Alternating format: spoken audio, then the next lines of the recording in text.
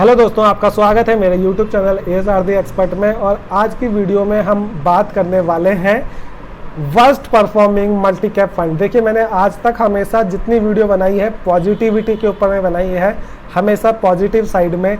अगर आप मेरे साल सवा साल भर के जितने भी वीडियोस को देखेंगे तो मैंने हमेशा बताया कौन से अच्छे म्यूचुअल फंड है, कहाँ पे लगाना चाहिए है, कहाँ पे आपको काम करना चाहिए है और किस तरह से आपको अपना पैसा बनाया जा सकता है। क्योंकि हमारे पास में है किनको नहीं लेना है वो छोड़ने के से ज़्यादा अच्छा मेरे को किसको लेना है उस पर फोकस करना ज़्यादा इंपॉर्टेंट रखता है। लेकिन जिस तरह से मल्टी कैप कैटेगरी के अंदर में चेंजेस आए हैं और मैंने वक्त के साथ में ये भी देखा है, काफ़ी लोग कई फंड्स को ले लेते हैं किसी सजेशंस के बेस पे, या फिर जो आपके ऑफिस में या जान पहचान में कोई अगर म्यूचुअल फंड में काम करता है उसने आपको सजेस्ट करा, आपको एक SIP करवा दी और SIP चले जा रही है सदियों से, आपको पता भी नहीं है कि उसमें रिटर्न्स कितनी आ रही है, क्या आ रही है, और कंटिन्यूस बेसिस पे चल रहे हैं। तो ऐसे में बहुत ज़रूरी होता है कि आप अपने म्यूचुअल फंड को रिव्यू करें टाइम टू टाइम बेस में। हर 2 साल के अंदर में एटलीस्ट रिव्यू करें, साल से 2 साल, 1 साल का टाइम डेफिनेटली दें काम करने के लिए। सिनारियो को मैच करें, पीयर्स को कंपेयर करें और फिर उसके बाद में अगर आपको लगता है आपका फंड अपने पीयर्स को डेफिनेटली बीट नहीं कर पा रहा है और काफ़ी लो परफॉर्मेंस दे रहा है, तो आपका बनता है उन फंड से एग्जिट करने का। तो मैंने यहाँ पे फंड्स तो बहुत ज़्यादा थे जो अंडर परफॉर्मिंग कर रहे थे, लेकिन उन फंड्स को सिलेक्ट करा है जिनकी एसेट अंडर मैनेजमेंट काफ़ी हायर साइड में थी और परफॉर्मेंस बिल्कुल लोवेस्ट साइड में है। अब सीधा आते हैं फंड्स के ऊपर में, और उसको वीडियो को स्टार्ट करने से पहले एक छोटी सी रिक्वेस्ट, प्लीज़ चैनल को लाइक एंड सब्सक्राइब करना ना भूलें। अगर कुछ भी अच्छा लगे और कुछ भी गलत लगे तो कमेंट करके मुझे समझाने की कोशिश करें, तो देखते हैं आगे हम किस तरह से इम्प्रूव कर सकते हैं। अब आते हैं SBI magnum multi cap fund के बारे में। ये देखिए 3 स्टार रेटिंग है, रेटिंग बहुत बुरी नहीं है, लेकिन अगर आप फंड के एसेट अंडर मैनेजमेंट देखें 9,063 करोड़ रुपये सॉरी 9,000 करोड़ रुपए से ऊपर के फंड लग रखी है। लेकिन फंड की परफॉर्मेंस इतनी ख़राब है कि 3 साल के अंदर में 2% की रिटर्न और 2 साल में 0% की रिटर्न आपको दी है। हालांकि 5 साल के अंदर में अभी भी 9% की रिटर्न है, लेकिन आप देखिए 2, 3, 1 साल में 0, 0, 2% की रिटर्न। इस तरह के परफॉर्मेंस वाले फंड में आप क्यों इससे इन्वेस्टेड रहना चाहेंगे? क्या पता ये और लंबे टाइम में ये गिरावट नेगेटिव की तरफ को कन्वर्ट हो जाए। एक्सपेंस साइड में देखेंगे तो बहुत हायर साइड में दिखाई देगी, 0.96% 0% रिटर्न देने के लिए क्या हम इनको पैसे देना चाहेंगे? अब इनके एसेट एलोकेशन देख के आपको बहुत ज़्यादा गुस्सा आ जाएगा। आपको इन्होंने कहा कि हम मल्टी कैप कैटेगरी के फंड हैं, पर इनके एलोकेशन देखिए, लार्ज कैप के अंदर 75% पैसा लगा दिया है अपना, 11% मिड कैप के अंदर में, 12% स्मॉल कैप के अंदर, और अपने आपको मल्टी कैप कैटेगरी का फंड कहता है। तो इसको डेफिनेटली अगर आप इसमें हैं तो आप चूज़ कर सकते हैं पुल आउट करने का, क्योंकि जैसे अभी ही जब ये अपने आप को सबसे हेवनली सेफर साइड में, जबकि लार्ज कैप में पैसा नहीं डूबता है, उन जगहों पे पैसा लगाने के बाद में आपको 0% की रिटर्न दे रहा है। जब इसको एलोकेशन करना पड़ेगा उस महाकुंभ के अंदर में जिसमें स्मॉल कैप में हज़ारों हैं, लार्ज मिड कैप के अंदर हज़ारों कंपनियां, वहाँ पे इसको चूज़ करने के लिए कहा जाएगा इनके फंड मैनेजर को। तो भगवान जाने किस तरीके का काम करेंगे और रिटर्न्स को किस तरफ को मोड़ सकते हैं। तो यहाँ पे आपको बहुत संभल के काम करना पड़ेगा, आप चूज़ करें तो सोच के। सेकंड जो हमारा विलियन है वो है Aditya Birla Sun Life equity fund, 2 star rating. CRISIL ने भी कह दिया बेकार फंड है, आप इसमें इन्वेस्टमेंट ना करें। लेकिन फंड में पैसा सबसे ज़्यादा लोगों ने लगा रखा है, 11,023 करोड़ रुपये की इन्वेस्टमेंट यहाँ पर है। 1 साल की रिटर्न देखो, इसने किसी तरह से 4% की मैनेज करी है। 2 साल में 0% की रिटर्न आपको प्रोवाइड करा, आपके हाथ में चवन्नी नहीं दी है इसने।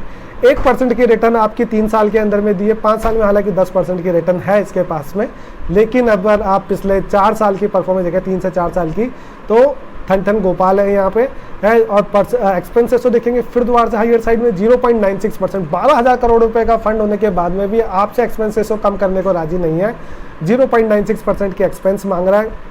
लार्ज कैप के अंदर में 65% की वेटेज है, मिड कैप में 24%, लेकिन स्मॉल कैप में 6% लगा रखा है। अब इसको अगर काम करने के लिए बोला जाएगा कि भाई आप कैसे अपने आप को मल्टी कैप फंड कहते थे जब आपने 6% ही स्मॉल कैप के अंदर लगाया है, तो किस नाम के मल्टी कैप हुए आप?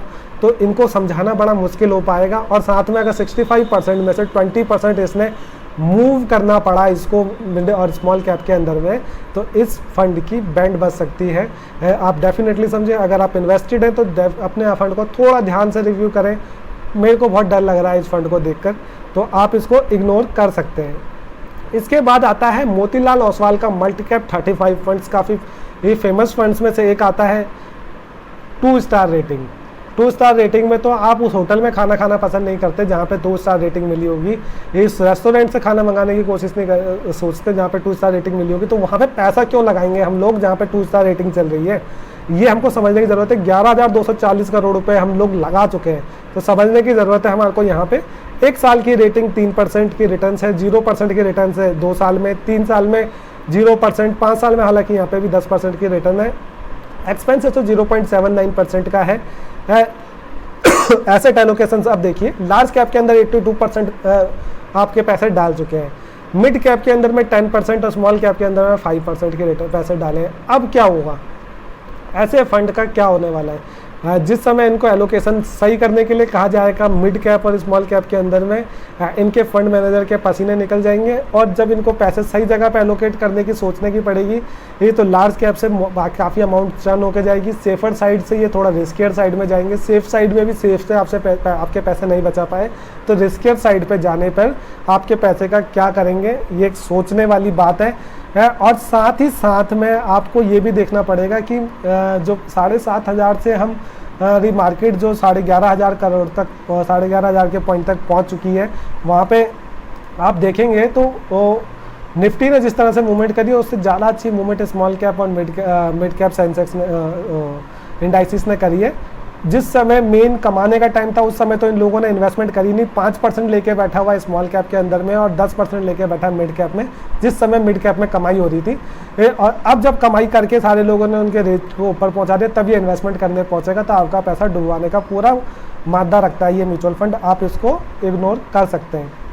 फिर आता है फ्रैंकलिन इंडिया का इक्विटी फंड, 2 स्टार रेटिंग में 8,591 करोड़।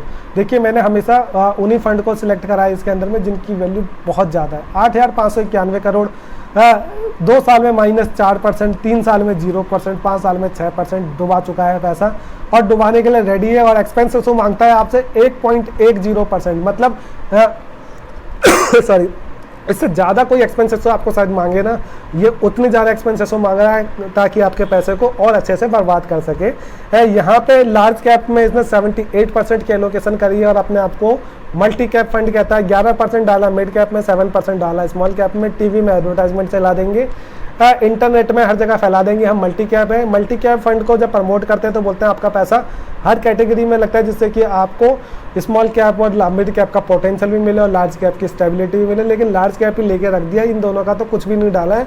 तो अब इसको एलोकेशन करने के लिए बोला जाएगा, तो मेरे को लगता नहीं है कि इनसे पहले जब एलोकेशन नहीं हो पाई तो अब क्या करेंगे, तो पैसा आपका डुबाने का पूरा मादा रखता है।